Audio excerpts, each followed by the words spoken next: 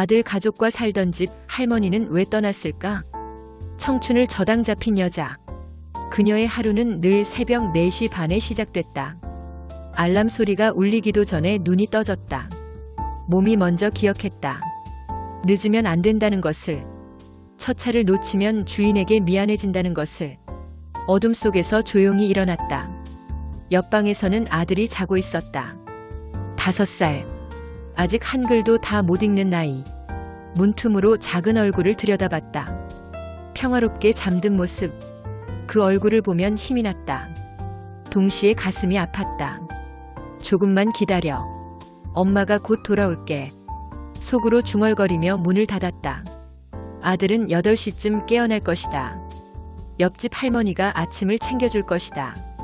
그녀가 집에 돌아오는 건 저녁 8시. 아들과 함께 있을 수 있는 시간은 하루에 겨우 2시간뿐이었다. 남편 없이 아이를 키운다는 건 선택이 아니라 숙명이었다. 남편이 세상을 떠난 건 아들이 돌도 되기 전이었다. 교통사고였다. 갑작스러웠다. 장례식장에서 갓난아기를 안고 서 있을 때 그녀는 23살이었다. 23살의 과부. 학력도 기술도 기댈 곳도 없는.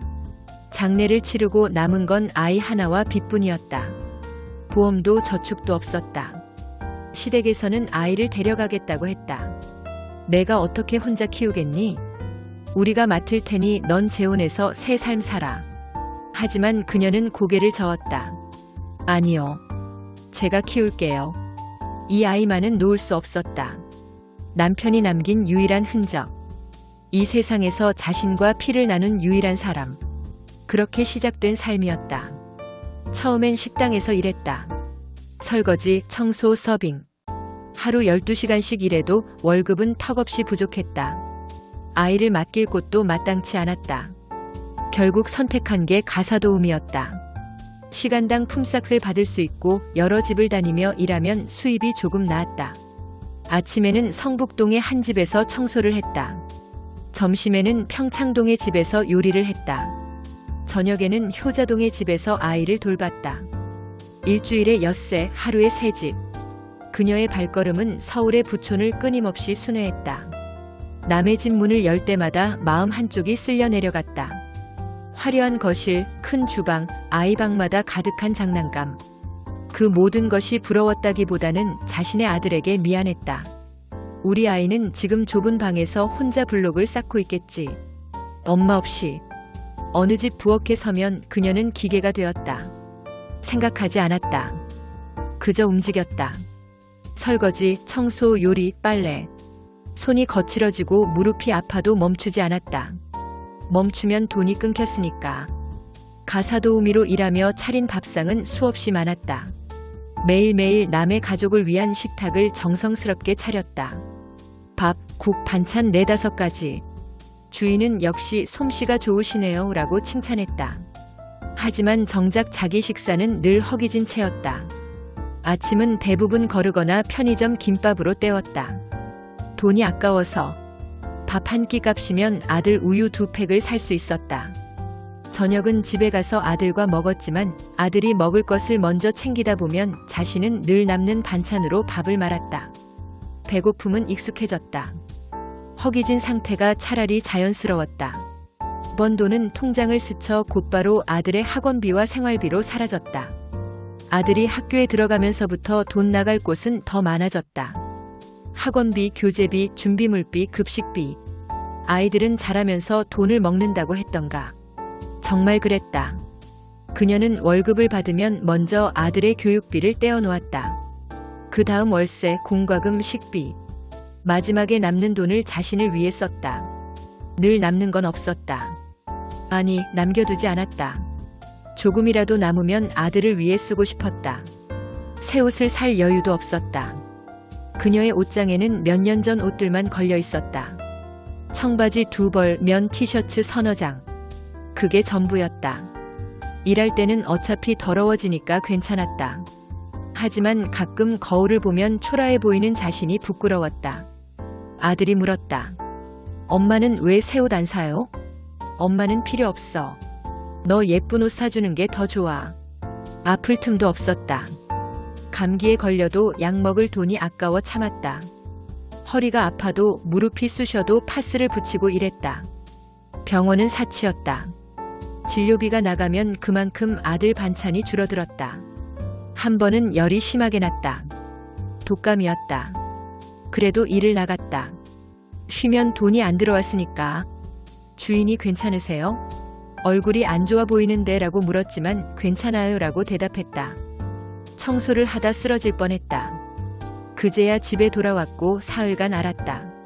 그 사흘간의 수입이 없어서 그달은 아들 학원비를 다음 달로 미뤘다.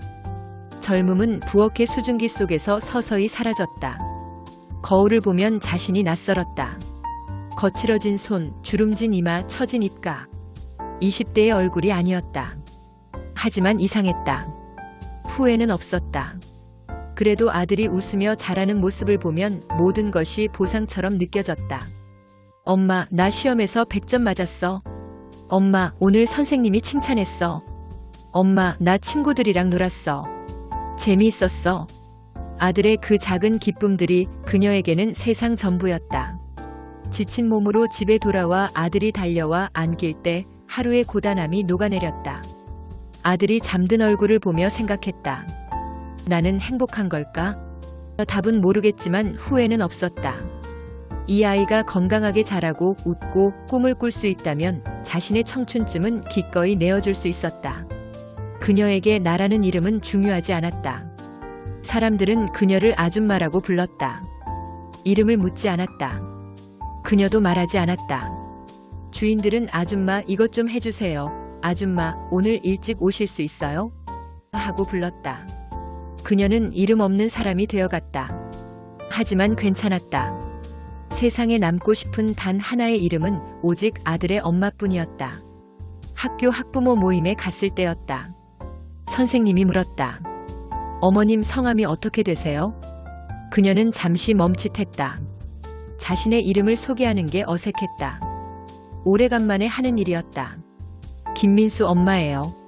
아들 이름으로 자신을 소개했다. 선생님은 웃으며 명단을 확인했다. 아, 민수 어머님.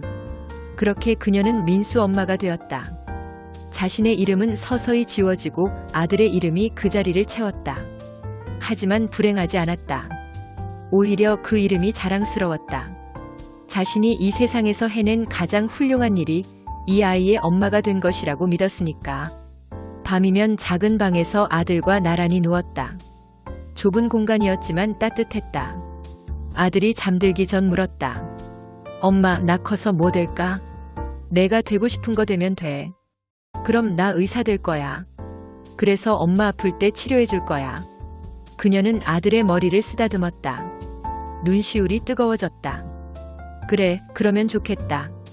아들은 곧 잠들었다. 그녀는 천장을 보며 생각했다. 자신의 청춘은 저당 잡혔다. 20대, 30대의 시간을, 꿈을, 사랑을, 모든 것을 저당 잡히고 이 아이를 키웠다.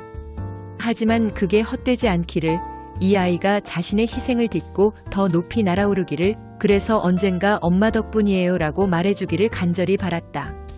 그날 밤 그녀는 조용히 기도했다. 이 아이가 행복하게 해주세요. 그것만으로 충분합니다. 그리고 눈을 감았다. 내일도 새벽 4시 반에 일어나야 했다. 하지만 괜찮았다. 이 모든 것이 사랑이었으니까. 내 손으로 산 집. 아들이 회사에 들어간 그 해봄, 그녀는 처음으로 자신을 위한 꿈을 꾸기 시작했다. 30년 넘게 남의 집 문턱을 넘나들며 단 한 번도 자신의 공간을 상상해 본 적 없던 그녀였다. 하지만 아들이 엄마도 이제 좀 쉬세요라고 말하던 순간 그녀의 가슴 한구석에서 오래전 접어뒀던 바람이 조심스럽게 고개를 들었다. 집. 내 이름으로 된 집. 통장을 열어봤다. 지난 30년간 한 푼도 허투루 쓰지 않고 모은 돈이 그곳에 있었다. 새벽 5시에 일어나 남의 집 아침상을 차리고 밤 8시가 넘어 집에 돌아오는 날들. 손이 거칠어지고 허리가 굽어가는 세월. 친구들과의 모임도 포기하고 백화점 쇼윈도는 그저 스쳐 지나가기만 했던 시간들. 그 모든 것이 숫자로 찍혀 있었다. 넉넉한 금액은 아니었지만 그녀의 청춘이 고스란히 담긴 돈이었다. 부동산을 돌아다니기 시작했다. 중개인은 그녀의 예산을 듣고 실망한 표정을 감추지 못했다. 이 정도 금액으로는 역세권은 어렵고요. 조금 외곽으로 나가셔야. 그녀는 괜찮다고 고개를 끄덕였다. 화려한 위치가 필요한 게 아니었다. 그저 비가 와도 새지 않고 겨울에 따뜻하고 아들이 언제든 돌아올 수 있는 방 하나만 있으면 됐다. 마침내 그 집을 발견했다. 오래된 벽돌집, 햇볕이 잘 드는 방 2개에 마루와 부엌이 있는 집이었다. 벽지는 발에 있었고 장판도 군데군데 달아 있었지만 그녀의 눈에는 세상 어떤 집보다 아름다워 보였다. 마당에 서서 창밖을 내다보니 작은 산이 보였다. 아침마다 저 산을 보며 커피를 마시겠구나. 그녀는 처음으로 자신을 위한 아침을 상상했다. 계약서에 이름을 쓰는 순간 손이 떨렸다. 20살도 되기 전부터 지금까지 그 어떤 서류에도 자신의 이름을 이렇게 또렷하게 적어본 적이 없었다. 남편의 사망신고서, 아들의 학교 서류에는 항상 보호자로만 존재했던 그녀가 이제 소유주라는 이름을 갖게 되는 순간이었다. 등기소에서 나오며 등기권리증을 꼭 껴안았다. 이 작은 종이 한 장이 그녀 인생의 유일하고도 가장 확실한 증거였다. 이사 첫날 비가 내렸다. 그녀는 본능적으로 천장을 올려다봤다. 혹시 새는 곳은 없는지, 벽에 물기가 스며드는 곳은 없는지. 남의 집에서 일할 때의 습관이 몸에 배어 비 오는 날이면 늘 집주인보다 먼저 누수를 걱정했었다. 하지만 이번엔 달랐다. 이건 남의 걱정이 아니라 자기 자신을 위한 점검이었다. 그 작은 차이가 그녀를 울컥하게 만들었다. 벽지를 고를 때도 장판을 바를 때도 그녀는 아들의 방을 먼저 생각했다. 이 방은 내 방이야. 언제든 돌아와. 회사 기숙사에서 지내는 아들에게 전화를 걸어 말했다. 그날 주말 아들이 처음으로 그 집에 왔다. 현관문을 열고 들어서는 아들의 눈이 휘둥그레졌다. 엄마, 우리 집이야? 진짜 우리지? 그녀는 웃으며 고개를 끄덕였다. 응, 우리 집. 아들이 그녀를 껴안았다. 엄마 이름으로 된 집. 엄마가 평생 모아서 산 집. 아들의 목소리가 떨렸다. 그제야 그녀는 숨을 돌릴 수 있었다. 이 집만큼은 누구에게도 빌린 것이 아니었다. 세입자로 살며 집주인 눈치를 보던 시절도 전세금 걱정에 잠 못 이루던 밤도 이제는 끝이었다. 저녁이면 작은 식탁에 앉아 아들과 밥을 먹었다. 남의 집 화려한 식탁은 아니었지만 이 소박한 밥상이 그 어떤 것보다 따뜻했다. 설거지를 하며 창밖을 보니 석양이 지고 있었다. 언젠가는 이 집에서 손주들과 밥을 먹겠지. 마루에 앉아 해질녘을 바라보며 이 모든 날들을 추억하겠지. 그녀는 이 집이 노후의 안식처가 되고 아들에게 물려줄 마지막 선물이 될 거라 믿었다. 더 이상 남의 눈치를 보지 않아도 되는 공간. 허리를 펴고 쉴 수 있는 곳.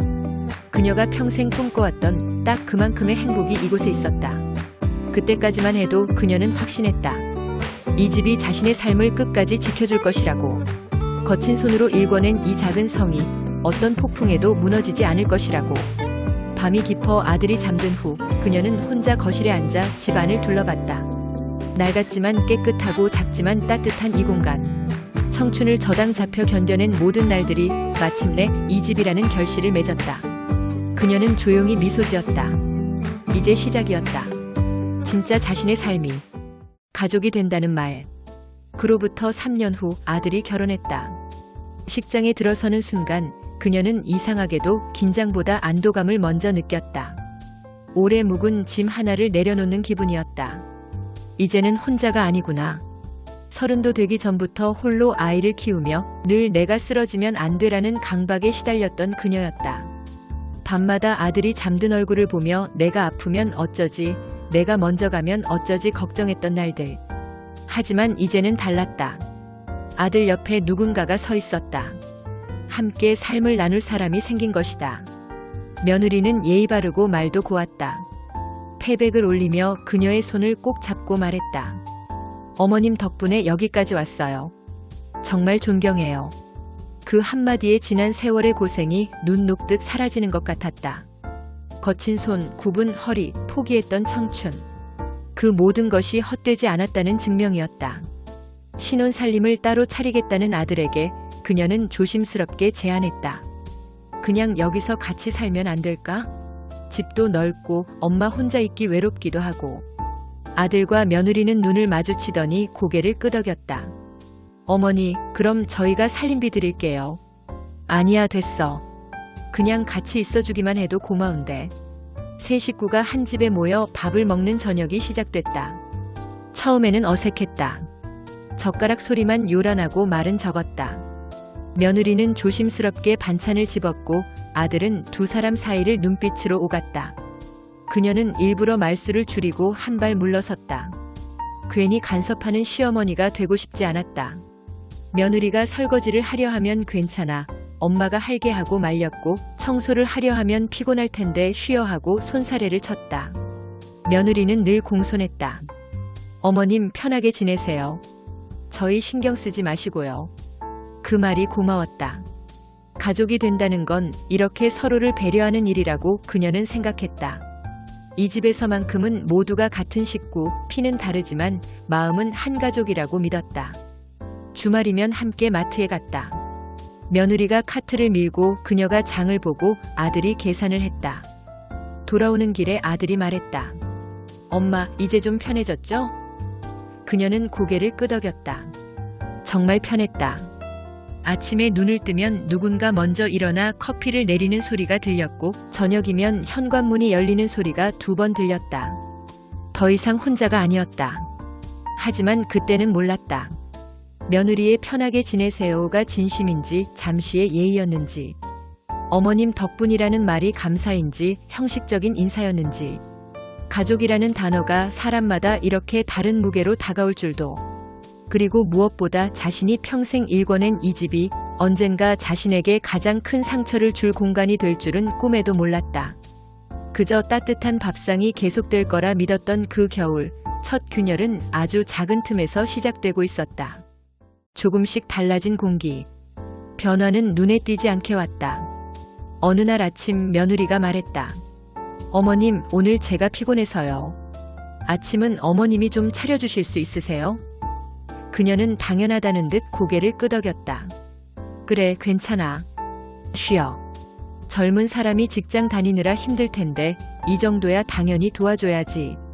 그런데 그 한 번이 이틀이 되고 일주일이 되고 어느새 한 달이 지났다. 며느리는 더 이상 부엌에 들어오지 않았다. 아침에 일어나면 그녀가 먼저 부엌에 서 있는 게 자연스러워졌다. 밥을 안 치고 국을 끓이고 반찬을 꺼내 놓았다. 아들과 며느리가 식탁에 앉으면 그녀는 마지막에 자리했다. 잘 먹겠습니다. 며느리는 예의 바르게 인사했다. 하지만 설거지는 하지 않았다. 어머님, 제가 출근 준비해야 해서요. 나중에 할게요. 나중은 오지 않았다. 저녁에 돌아오면 피곤하다며 방으로 들어갔고 주말에는 친구를 만나거나 쇼핑을 갔다. 그녀는 싱크대 앞에 서서 설거지를 했다. 젊은 사람 쉬게 해줘야지. 스스로를 다독이면서. 손주가 태어난 날 그녀는 다시 한번 기뻤다. 작고 보드라운 아기를 안았을 때 수십 년 전 아들을 안았던 기억이 되살아났다. 이제 진짜 가족이구나.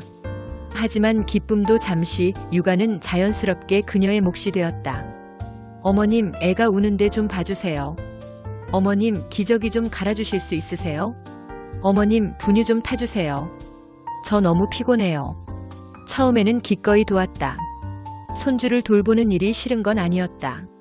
하지만 며느리는 점점 더 당연하다는 듯이 아기를 그녀에게 맡겼다. 낮에 아이가 울면 며느리는 문을 닫고 낮잠을 잤다. 어머님이 해주시는 게 제일 편해요. 저보다 훨씬 잘하시잖아요.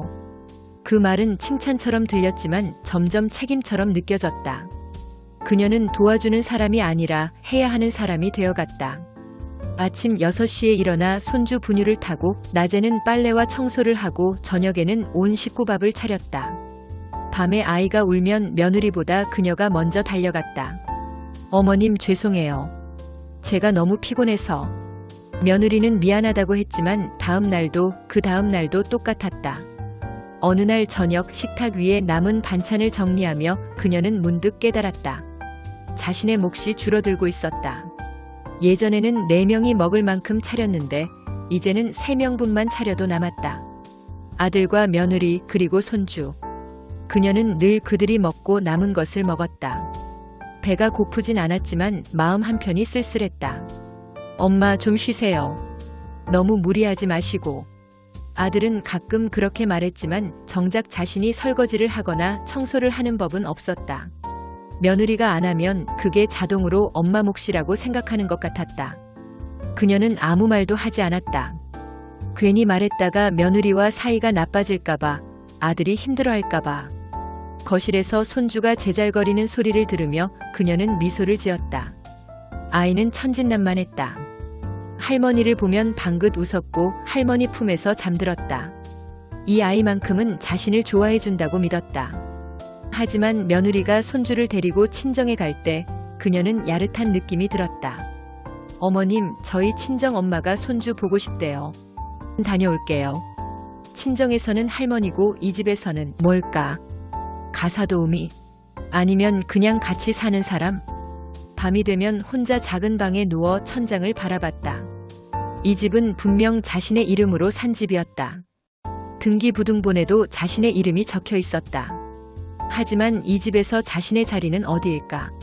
거실 소파에 앉아있으면 며느리가 빨래를 개키라고 하듯 가져왔고 부엌에서 쉬고 있으면 설거지거리가 쌓여 있었다.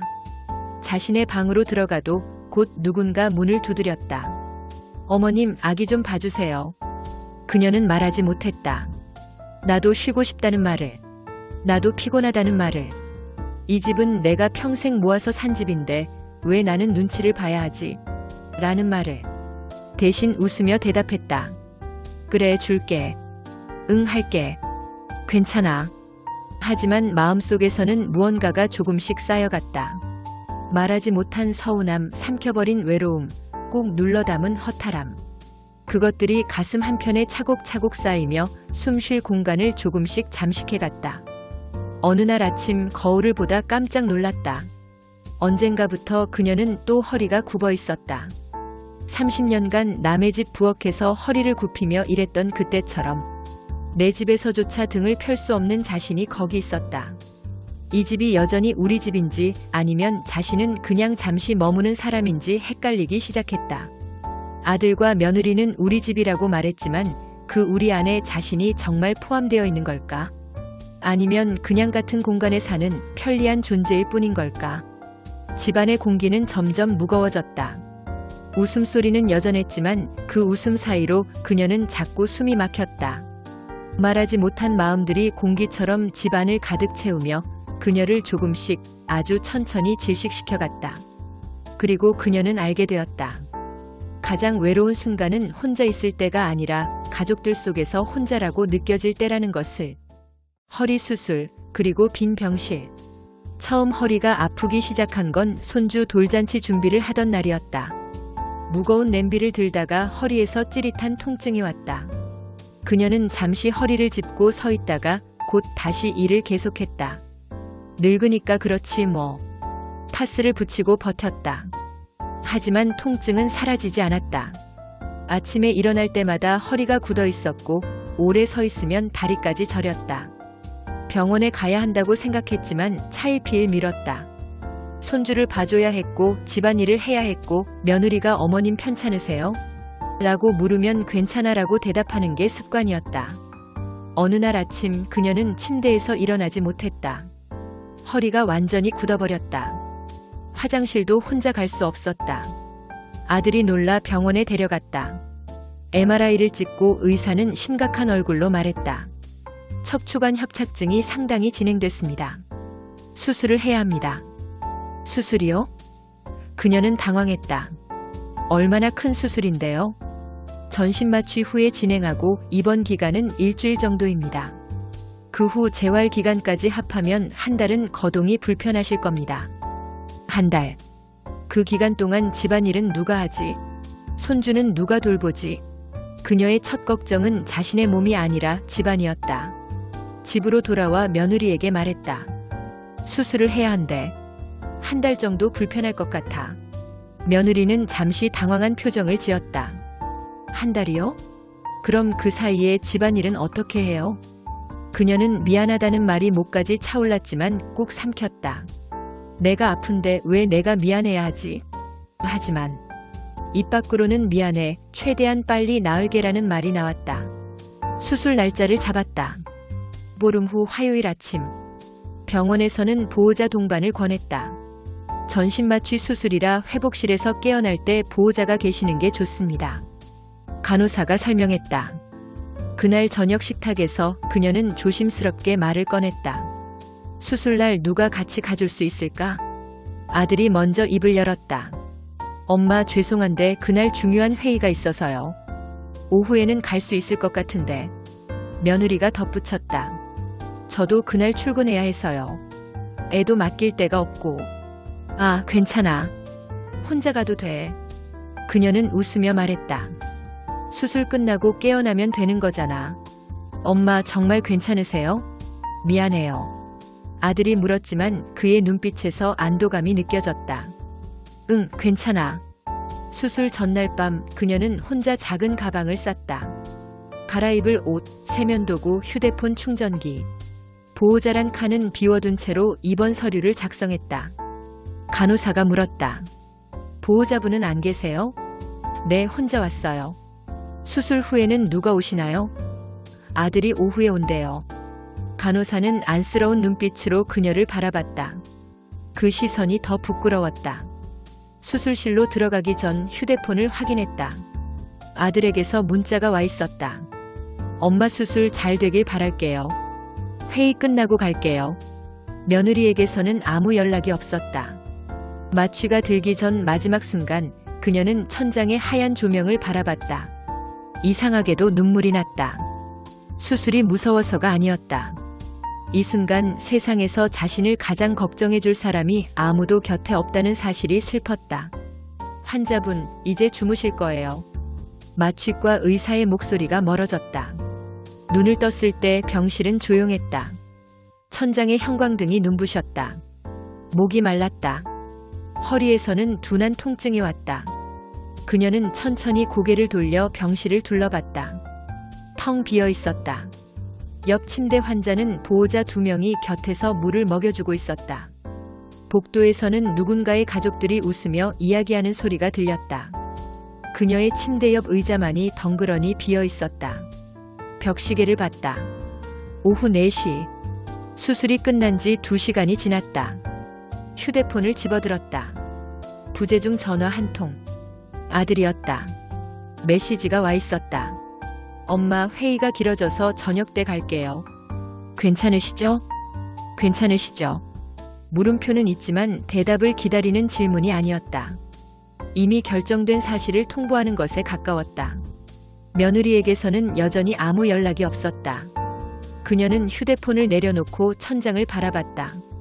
통증보다 마음이 더 아팠다. 수술 후 몸은 마취로 무뎌져 있었지만 마음은 오히려 더 예민하게 깨어 있었다. 나는 이 사람들에게 뭘까? 30년 넘게 남의 집 부엌에서 허리를 굽히며 아들을 키웠다. 평생 모은 돈으로 집을 사서 그들과 함께 살았다. 손주를 돌보고 밥을 하고 빨래를 했다. 자신의 몫을 줄여가며 그들을 챙겼다. 하지만 정작 자신이 가장 아픈 순간, 가장 외로운 순간, 가장 누군가의 손이 필요한 순간에 곁엔 아무도 없었다. 밤이 깊어졌다. 저녁 8시가 넘어서야 아들이 병실 문을 열었다. 엄마, 괜찮으세요? 회의가 너무 길어져서. 그의 손에는 과일 바구니가 들려 있었다. 형식적인 문병 선물. 응, 괜찮아. 그녀는 또 그렇게 대답했다. 다행이다. 엄마, 저 내일 출근해야 해서 오늘은 집에 가야 할 것 같아요. 괜찮으시죠? 응, 가. 집에 며느리랑 손주 있잖아. 아들은 안도한 표정으로 병실을 나갔다. 체류 시간 20분. 그날 밤 그녀는 통증 때문에 잠을 이루지 못했다.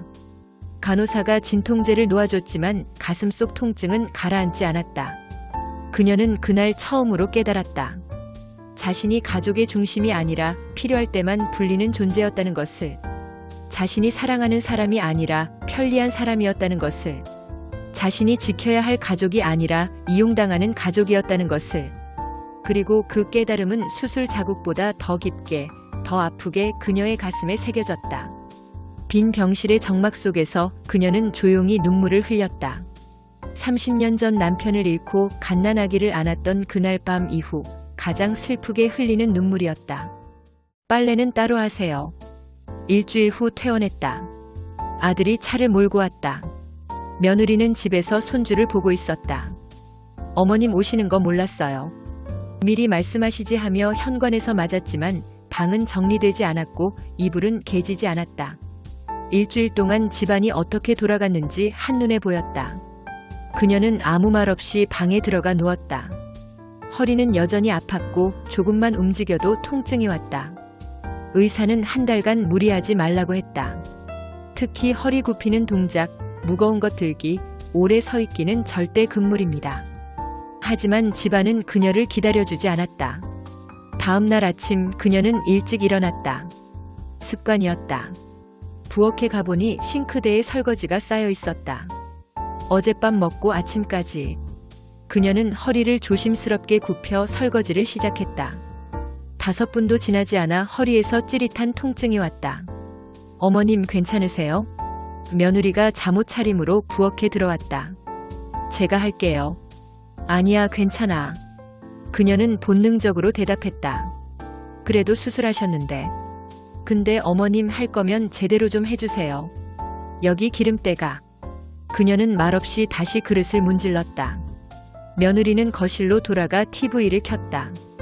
며칠이 지났다. 그녀는 조금씩 집안일을 시작했다. 의사 말은 잊었다. 아니, 잊은 게 아니라 무시했다. 누군가는 해야 하는 일이었고 며느리는 할 생각이 없어 보였다. 어느 날 오후 그녀는 세탁기 앞에 섰다. 빨래가 산더미처럼 쌓여 있었다. 손주 옷, 아들 와이셔츠, 며느리 옷, 자신의 옷.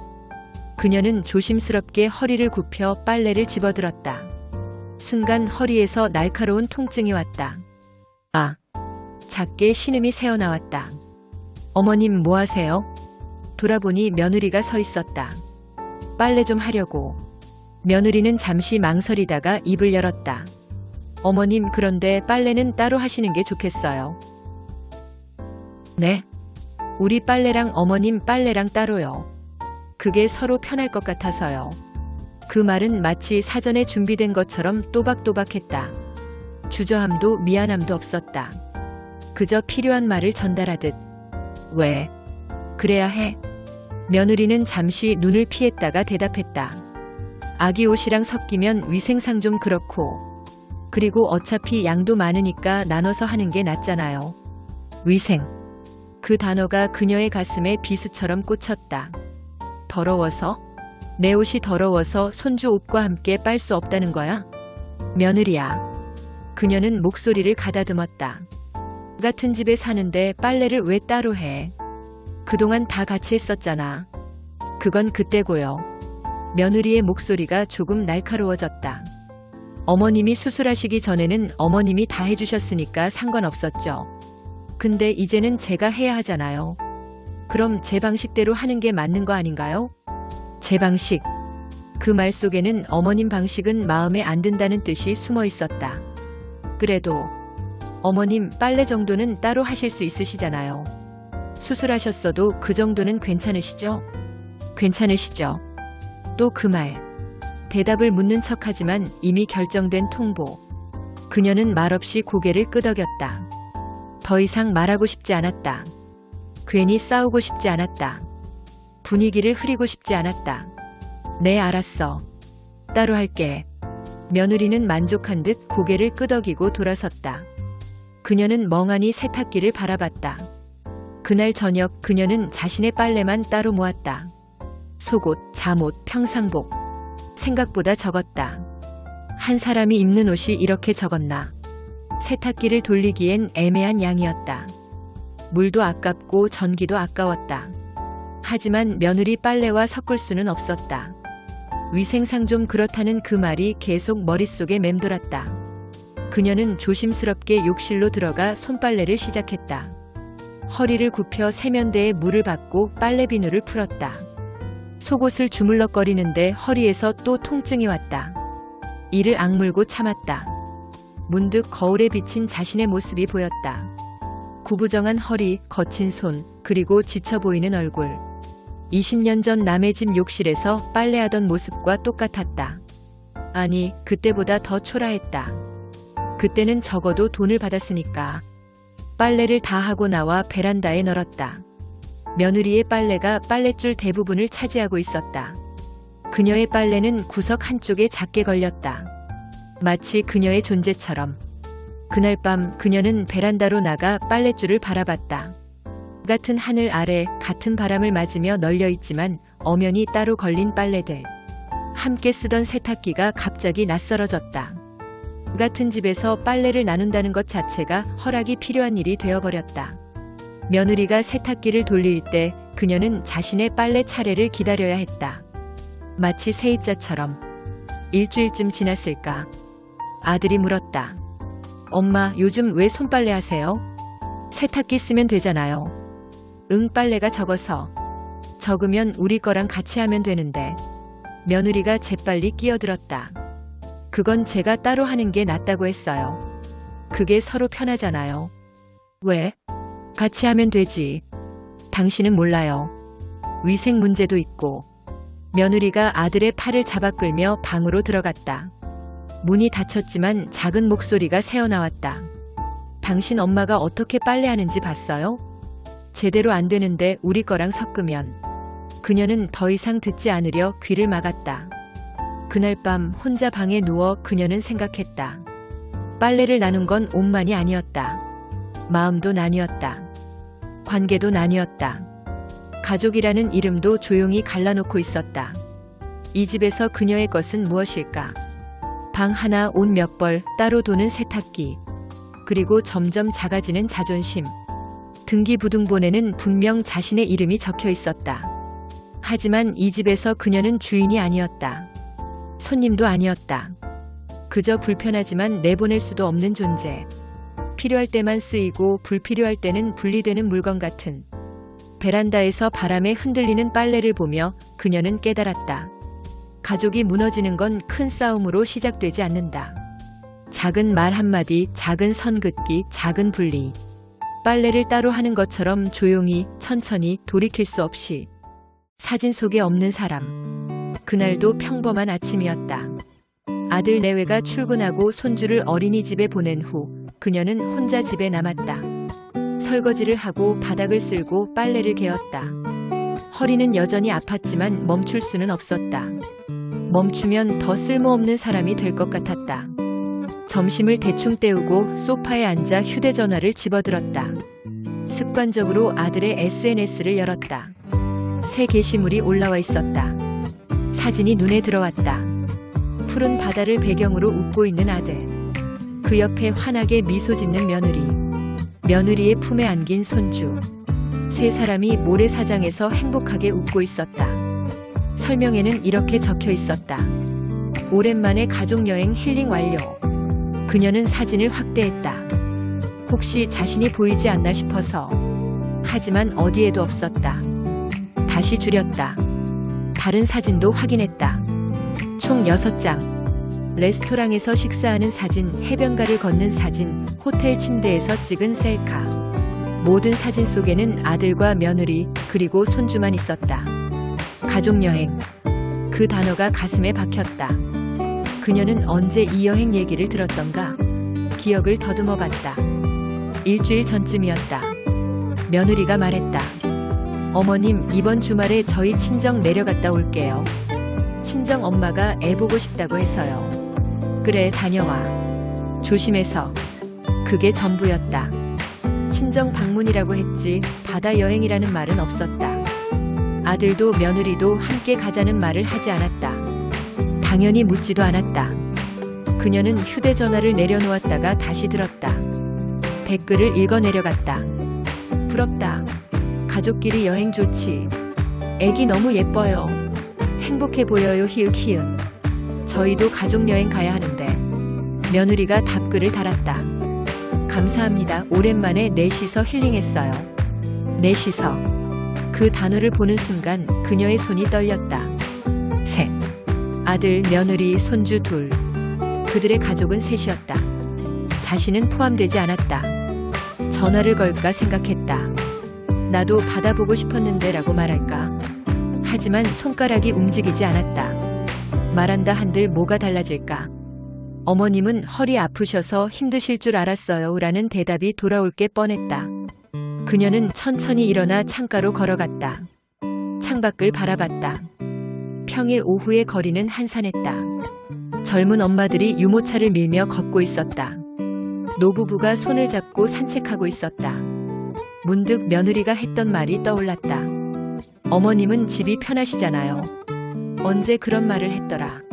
한 달쯤 전이었나. 며느리 친구들과 모임에 가는 날이었다. 어머님도 같이 가실래요? 형식적으로 물었지만 그 눈빛은 거절해주세요라고 말하고 있었다. 아니야, 난 집이 편해. 너희끼리 다녀와. 그렇게 대답했다. 며느리는 안도한 표정으로 그렇죠? 어머님은 집이 편하시잖아요 라고 말했다. 그때부터였을까? 그녀는 집이 편한 사람이 되었다. 밖으로 나갈 일이 생기면 자연스럽게 집에 남았다. 가족 모임도 외식도 쇼핑도. 어머님은 집에서 쉬세요라는 말과 함께 혼자 남겨졌다. 처음엔 정말 편했다. 허리도 아프고 피곤하기도 했으니까. 하지만 그게 반복되면서 그녀는 깨달았다. 자신이 집을 지키는 사람이 된 건지 아니면 그냥 남겨진 사람인 건지 알 수 없게 되었다. 휴대전화가 진동했다. 아들에게서 문자가 왔다. 엄마, 저희 내일 저녁에 들어갈게요. 저녁은 드시고 계세요. 그게 전부였다. 어디 갔다 온다는 말도 미안하다는 말도 사진을 보냈다는 말도 없었다. 마치 그녀가 당연히 알고 있을 거라고 혹은 알 필요가 없다고 생각하는 것 같았다. 그녀는 답장을 하지 않았다. 뭐라고 써야 할지 몰랐다. 잘 다녀와? 이미 다녀왔는데. 재미있었니?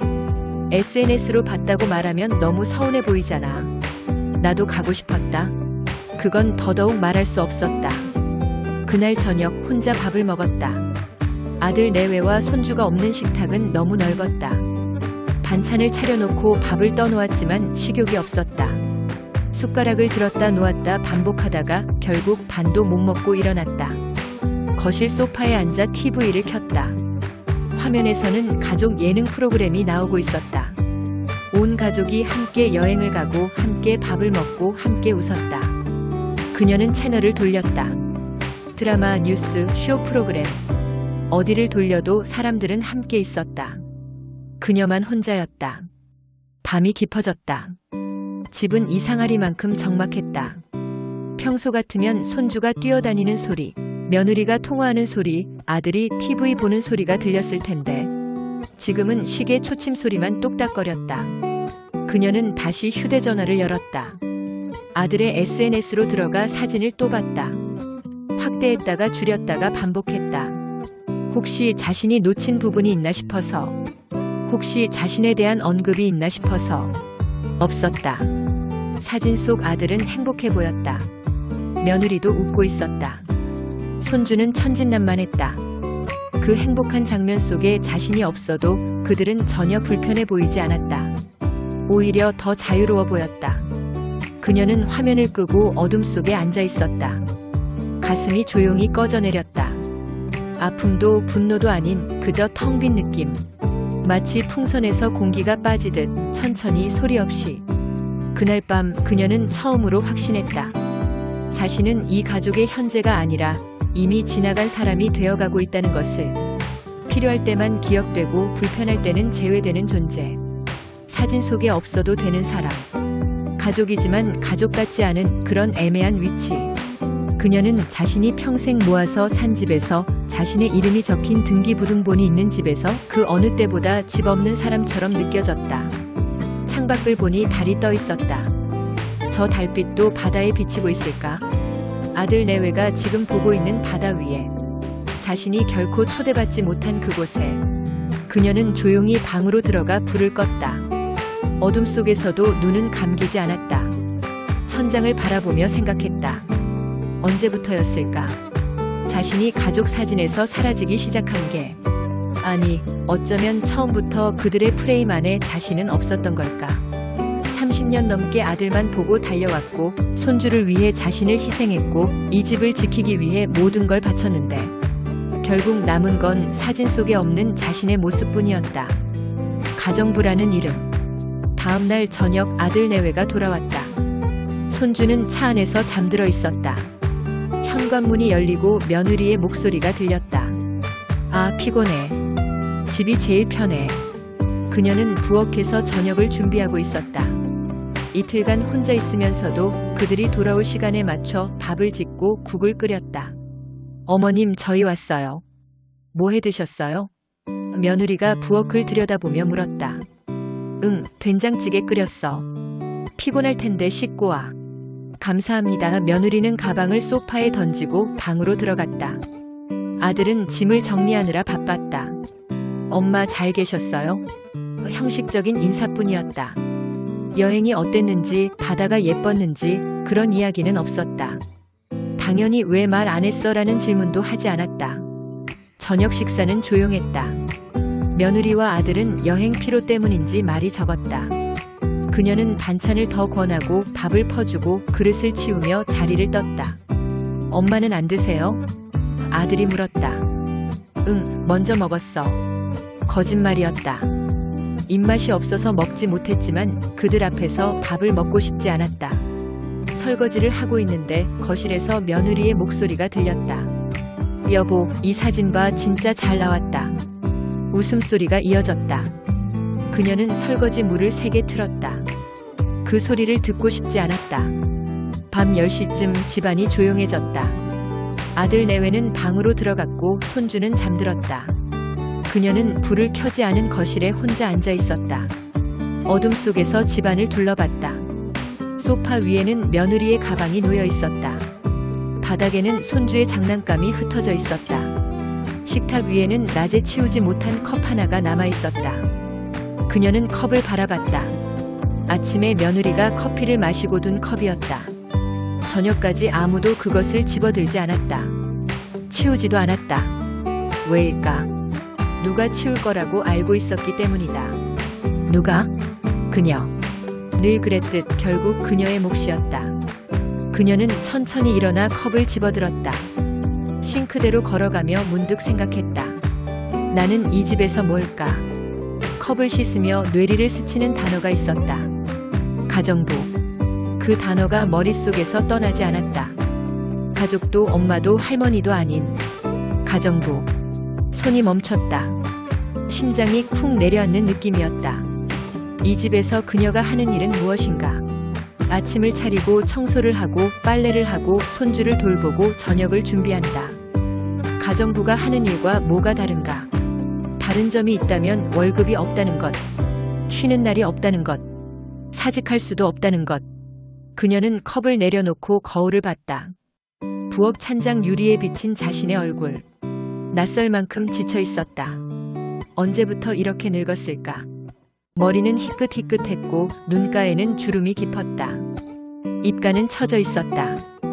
이 얼굴이 언제 웃어봤을까?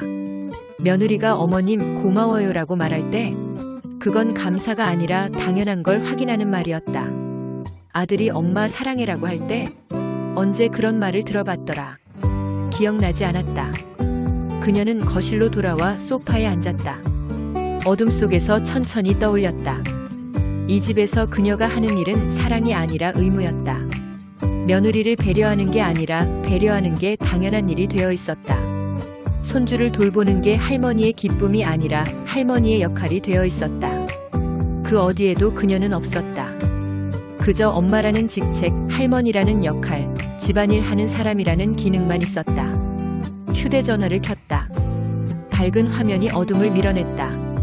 아들의 SNS를 다시 열었다. 여행 사진을 또 봤다. 댓글이 더 늘어 있었다. 며느리의 친구가 댓글을 달았다. 언니, 시어머니는 안 모시고 갔어요? 키읔키읔. 며느리의 답글. 네, 히읗히읗. 허리 아프셔서 힘드실 것 같더라고요. 집에서 편히 계신대요. 그녀의 손이 떨렸다. 편히 계신대요. 마치 자신이 원해서 안 간 것처럼. 초대받지도 못했으면서. 댓글을 더 읽어내려갔다. 그래도 며느리가 시어머니 잘 모시네요. 집 봐주시니까 좋겠다. 키읔키읔. 며느리가 또 답글을 달았다. 감사하죠. 어머님 덕분에 걱정 없이 다녀왔어요. 집 봐주시니까. 덕분에. 그녀는 화면을 껐다. 가슴이 먹먹했다. 사람들 눈에 자신은 집 보는 사람이었다. 가족이 아니라 편리한 존재. 여행 갈 때 집을 맡길 수 있는, 손주를 맡길 수 있는, 언제나 집에 있어줄 사람. 그녀는 처음으로 스스로에게 물었다. 나는 언제부터 사람보다 역할이 되었을까? 청춘을 저당 잡히며 아들을 키울 때 그녀는 엄마였다. 아들을 위해 기꺼이 희생했고 그 희생에는 사랑이 있었다. 내 손으로 집을 샀을 때 그녀는 주인이었다. 이 집은 자신이 평생 일궈낸 결실이었고 거기에는 자부심이 있었다. 하지만 지금은 엄마도 주인도 아닌 그저 필요한 사람. 없으면 불편하지만 있다고 특별히 고마워할 것도 없는 존재. 가정부에게는 이름이 없다. 그저 아줌마로 불린다. 그녀에게도 이름이 없어졌다. 어머님으로만 불렸다. 직책이자 역할. 하나의 기능.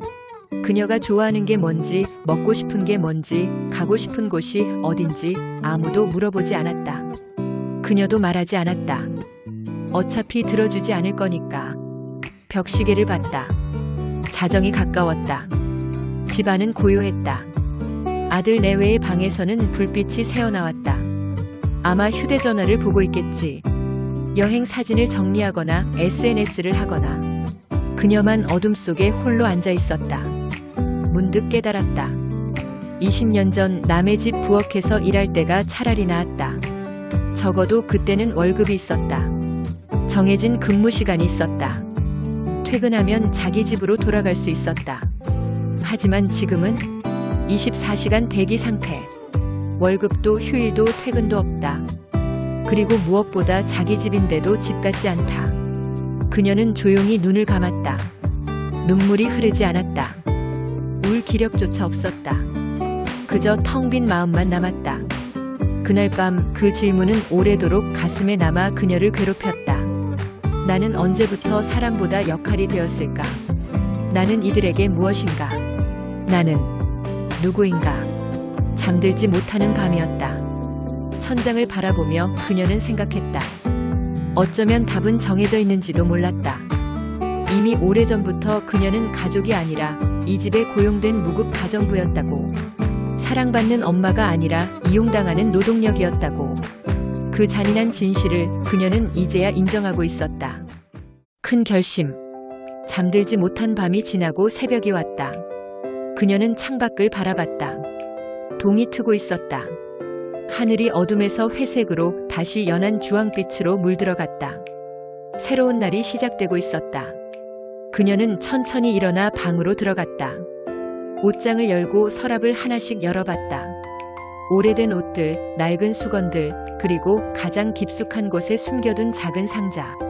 상자를 꺼냈다. 먼지가 쌓여 있었다. 언제 열어봤던가. 기억나지 않았다. 천천히 뚜껑을 열었다. 안에는 통장이 있었다. 그녀의 이름으로 된 통장. 아들에게 집을 사주고 결혼 자금을 보태주고 손주 돌잔치 비용을 대고 남은 돈. 많지는 않았지만 그녀가 30년 넘게 남의 집 부엌에서 허리 굽혀 모은 돈이었다. 통장을 오래 바라봤다. 이 돈을 왜 모았을까? 아들을 위해? 손주를 위해? 아니면 혹시 모를 자신을 위해? 그녀는 통장을 가슴에 꼭 안았다. 그리고 결심했다. 소리내어 말하지 않았다. 아무에게도 알리지 않았다. 대신 조용히 준비했다. 침대 밑에서 작은 여행 가방을 꺼냈다. 옷을 몇 벌 넣었다. 세면도구, 약, 휴대전화 충전기. 필요한 것만 챙겼다. 많지 않았다. 오히려 이렇게 적은 짐으로도 살 수 있다는 게 놀라웠다. 서류를 정리했다. 집 등기부등본, 신분증, 건강보험증, 통장. 이름이 적힌 서류들을 한 장씩 확인하며 가방에 넣었다. 오랫동안 미뤄두었던 자신의 시간을 꺼내는 일 같았다. 가방을 다 싸고 나니 이상하게도 마음이 가벼웠다. 그녀는 책상 앞에 앉아 편지를 썼다. 펜을 들었다가 내려놓기를 반복했다. 뭐라고 써야 할까? 미안하다고? 왜? 원망한다고? 그것도 아니었다. 결국 이렇게 썼다. 아들아, 엄마는 잠시 다녀올게. 걱정하지 마. 집안일은 내 아내가 하면 돼. 이제 내 가족이니까. 엄마도 엄마 시간을 좀 가지려고 해. 늦었지만 아직 늦지 않았다고 믿어. 건강하게 잘 지내렴. 짧은 편지였다. 탓하는 말도 섭섭한 마음도 담지 않았다. 그저 사실만 적었다. 편지를 식탁 위에 놓았다. 그들이 일어나면 가장 먼저 볼 수 있는 곳. 시계를 봤다. 새벽 5시. 아직 모두 잠들어 있을 시간이었다. 그녀는 가방을 들고 현관으로 향했다. 신발을 신으며 집안을 한번 돌아봤다. 이 집, 자신이 평생 모아서 산 집, 자신의 이름이 등기부등본에 적힌 집, 하지만 자신이 주인처럼 살지 못했던 집, 거실 소파, 식탁, 부엌, 베란다. 모든 게 익숙했지만 동시에 낯설었다. 이곳에 자신의 흔적이 있기는 한 걸까? 빨래, 설거지, 청소. 그런 것들 말고 진짜 자신의 흔적이 없었다. 그녀는 고개를 돌렸다. 뒤돌아보지 않기로 했다. 문을 열고 나왔다. 복도는 고요했다. 엘리베이터를 탔다. 거울에 비친 자신의 얼굴을 봤다. 지쳤지만 어제보다는 조금 다른 표정이었다. 무엇이 달라졌을까? 눈빛? 아니면 입가? 아, 이거구나. 결심한 사람의 얼굴이었다. 밖으로 나오니 새벽 공기가 차가웠다. 깊게 숨을 들이마셨다. 폐 깊숙이 공기가 들어왔다. 살아있다는 느낌이 들었다. 택시를 잡았다. 기사가 물었다. 어디 가세요? 버스터미널이요. 네. 차가 출발했다. 뒤를 돌아봤다. 아파트가 점점 멀어졌다. 자신이 평생 지키려 했던 공간이 작은 점이 되어 사라졌다. 그녀는 창밖을 바라보며 생각했다. 누구를 탓하지도 원망하지도 않기로 했다. 아들도 며느리도 그들을 미워하지 않았다. 그들은 어쩌면 자신이 당연히 그렇게 해줄 거라고 믿었을 뿐이다. 그녀가 늘 그랬으니까. 잘못이 있다면 자신이었다. 너무 많이 참았고 너무 많이 양보했고 너무 많이 자신을 뒤로 밀었다. 하지만 이제는 달랐다.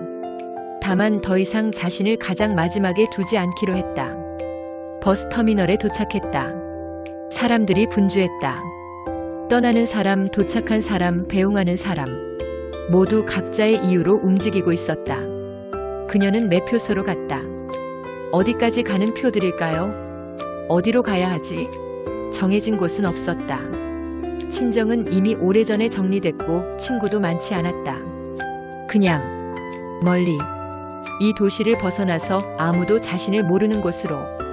강릉이요. 왜 강릉인지는 몰랐다. 그저 바다가 보고 싶었다. 아들 내외가 갔던 그 바다는 아니더라도 자신만의 바다를. 표를 끊고 대합실에 앉았다. 출발까지 30분. 휴대전화를 봤다. 전원을 끌까 생각했지만 그러지 않았다. 혹시 아들이 전화하면 뭐라고 말하지? 아니, 전화 오지 않을 거야. 아직 자고 있을 테니까. 깨어나서 편지를 보고 그때쯤 전화가 오겠지. 저녁쯤. 수십 년 동안 가족을 위해 견뎌온 무게가 조금씩 내려놓아지는 느낌이었다. 어깨가 가벼웠다. 허리도 덜 아팠다. 아니, 아프긴 한데 신경 쓰이지 않았다. 방송이 나왔다. 강릉행 버스가 곧 출발합니다. 자리에서 일어났다. 가방을 들었다. 그리고 버스에 올랐다. 창가 자리에 앉았다. 버스가 출발했다. 도시 풍경이 스쳐 지나갔다. 빌딩, 아파트, 상가. 그녀가 20년 넘게 살았던 공간들. 이 선택이 이기적인지 늦은 건 아닌지 스스로에게 묻지 않았다. 물어봐야 소용없었다. 어차피 대답은 정해져 있으니까. 그녀는 알고 있었다. 지금 하지 않으면 영영 할 수 없다는 것을. 60평생 남을 위해 살았다. 남편을 위해, 아들을 위해, 며느리를 위해, 손주를 위해. 정작 자신을 위한 시간은 단 하루도 없었다. 이제는 달라질 거였다. 몇 달이 될지, 몇 년이 될지 모르지만 이 시간만큼은 오롯이 자신을 위한 시간이 될 거였다. 버스가 고속도로에 진입했다. 속도가 붙었다. 뒤를 돌아봤다. 도시가 흐릿해지고 있었다. 그녀는 처음으로 미소를 지었다. 오래간만에 짓는 진짜 미소였다. 그날의 결심은 분노가 아니라 존엄에서 비롯된 것이었다. 자신도 존중받을 가치가 있는 사람이라는 너무 늦게 찾은 깨달음. 휴대전화가 울렸다. 아들이었다. 벌써? 전화를 받지 않았다. 대신 문자를 보냈다. 엄마 괜찮아. 걱정 마 연락할게. 그리고 휴대전화를 가방에 넣었다. 창밖을 바라봤다. 햇살이 들어왔다. 따뜻했다. 그녀는 눈을 감았다. 처음으로 미래가 두렵지 않았다. 문을 닫고 인생을 열다. 버스에서 내렸을 때는 오후였다. 강릉의 공기는 달랐다. 바다 냄새가 났다. 짠 기운이 섞인 바람이 얼굴을 스쳤다. 그녀는 작은 여관을 찾았다. 해변가에서 걸어서 10분 거리. 낡았지만 깨끗했다. 주인 할머니가 물었다. 혼자 오셨어요? 네. 여행이세요? 네. 여행이에요. 여행. 그 단어가 입 밖으로 나오는 게 어색했다.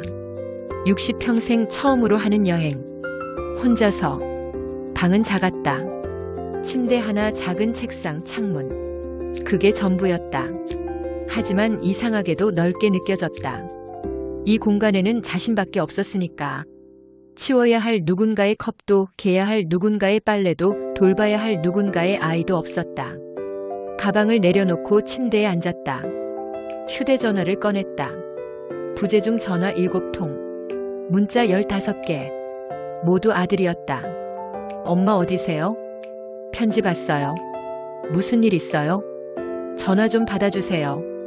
며느리가 걱정하고 있어요. 그녀는 작게 웃었다. 며느리가 걱정? 정말로? 답장을 보냈다.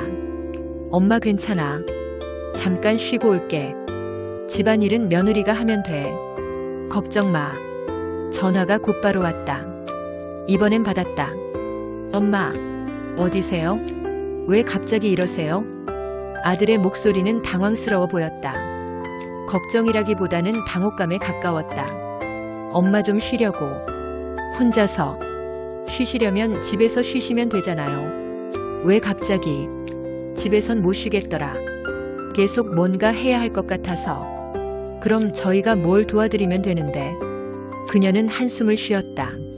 아들은 여전히 이해하지 못했다. 이게 도움의 문제가 아니라는 걸. 아들아, 엄마 말 잘 들어봐.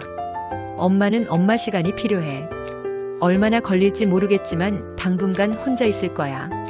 그럼 집은 어떻게 하고요? 손주는요? 그건 내가 알아서 해. 너희 집이고 너희 아이잖아. 침묵이 흘렀다. 아들은 뭐라고 말해야 할지 몰랐던 것 같았다. 며느리 바꿔줄래? 며느리의 목소리가 들렸다. 어머님 무슨 일 있으세요? 제가 뭘 잘못했나요? 아니야. 내 잘못이 아니야. 그럼 왜 갑자기? 며느라. 그녀는 목소리를 가다듬었다. 엄마도 엄마 인생이 있어. 지금까지는 너희를 위해 살았지. 이제는 나를 위해 살고 싶어. 그것뿐이야. 하지만 집안일은 어떻게? 내가 하면 돼. 너도 할 수 있어. 청소, 빨래, 요리. 다 할 수 있어. 아니면 남편이랑 나눠서 하든지. 며느리는 대답하지 않았다. 아마 당황했을 것이다. 지금껏 당연하게 누렸던 편의가 사라진다는 게 실감나지 않았을 테니까. 그럼 언제 돌아오실 건데요? 모르겠어. 준비되면 연락할게. 전화를 끊었다. 손이 떨렸다. 하지만 후회는 없었다. 그녀는 바다로 향했다. 해변에 도착하니 석양이 지고 있었다. 주황빛 하늘 아래 펼쳐진 바다. 파도 소리만 들렸다. 신발을 벗고 모래사장에 발을 디뎠다. 모래가 발가락 사이로 들어왔다. 차갑고 부드러웠다. 파도가 밀려왔다. 발목까지 물이 찼다. 차가웠지만 기분이 좋았다. 그녀는 바다를 바라보며 서 있었다. 오래도록. 문득 생각했다. 며칠 전 아들 내외가 찍었던 사진. 그들이 봤던 바다도 이랬을까? 저 수평선, 저 파도, 저 하늘. 하지만 중요한 건 그게 아니었다. 그들은 넷이서 왔고 그녀는 혼자 왔다. 그들은 가족 여행이었고 그녀는 자신을 위한 여행이었다. 그리고 이상하게도 혼자라는 게 외롭지 않았다. 오히려 자유로웠다. 뒤를 돌아봤다.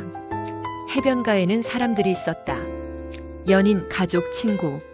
모두 웃으며 사진을 찍었다. 그녀는 그들을 보며 미소 지었다.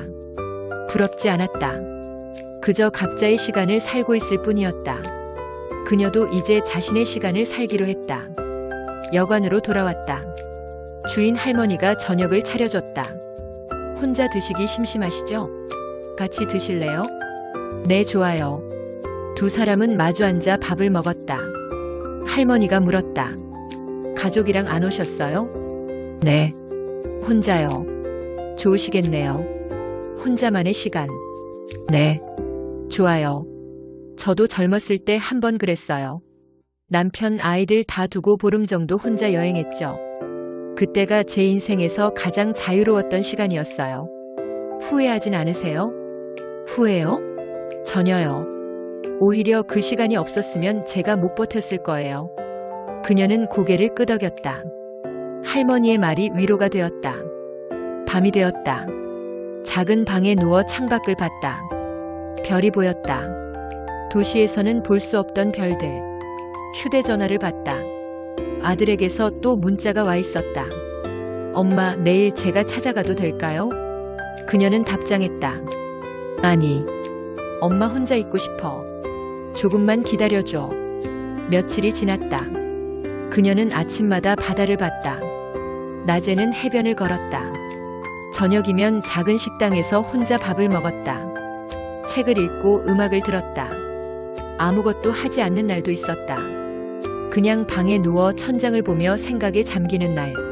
그러는 동안 무언가가 조금씩 채워지고 있었다. 텅 비었던 마음에 자신만의 것들이 들어오기 시작했다. 일주일쯤 지났을까.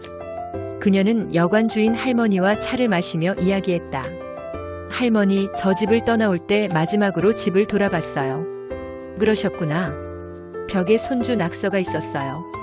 오래된 식탁도 있었고 제가 매일 닦던 싱크대도 있었죠. 다 제 시간이 스며있는 자리였어요. 힘드셨겠어요. 근데 이상하게 문을 닫는 순간은 힘들지 않았어요. 오히려 분명했어요. 조용한 소리였지만 제 인생에서 가장 분명한 소리였던 것 같아요. 할머니는 고개를 끄덕였다. 문 밖으로 나왔을 때 어깨를 누르던 무게가 사라졌어요. 처음으로 누군가의 엄마가 아니라 한 사람으로 서 있다는 느낌이 들었죠. 그게 자유죠. 네, 자유. 그녀는 창밖을 봤다. 바람이 불고 있었다. 여기 와서 매일 바람을 느껴요. 얼굴을 스치는 바람이요. 세상은 여전히 낯설지만 두렵지 않아요. 그럼 됐어요. 이제야 알았어요. 이 선택이 늦은 도망이 아니라 스스로를 구해낸 용기였다는 걸. 할머니가 그녀의 손을 잡았다. 맞아요. 당신은 용감한 사람이에요. 그날 밤 그녀는 편지를 썼다. 아들에게 보낼 편지. 이번엔 조금 더 길게. 아들아, 엄마가 왜 떠났는지 이해 못할 거야. 괜찮아. 엄마도 처음엔 이해 못했으니까. 하지만 이제는 알아. 엄마도 엄마 인생이 필요하다는 걸. 내가 태어나고 엄마는 엄마였어. 손주가 태어나고 엄마는 할머니였어. 근데 엄마는 언제 나였을까? 이제 엄마는 나로 살아보려고 해. 늦었지만 아직 늦지 않았다고 믿어. 너를 사랑해. 그건 변함없어. 하지만 이제 엄마도 나를 사랑하고 싶어. 이해해줘. 사랑하는 아들아. 편지를 우체통에 넣었다. 그리고 바다로 향했다. 석양이 지고 있었다. 하늘이 붉게 물들었다. 그녀는 파도를 바라보며 생각했다. 이제 그녀의 삶은 다시 그녀의 것이 되었다. 누군가의 엄마도 누구의 며느리도 무급 가정부도 아닌 그냥 한 사람. 자신의 이름으로 사는 사람. 바람이 불었다. 머리카락이 날렸다. 그녀는 눈을 감고 바람을 느꼈다. 이 순간 그녀는 완전히 자유로웠다. 그리고 처음으로 진짜로 살아있다고 느꼈다. 그 잔인한 진실을 그녀는 이제야 깨닫고 있었다.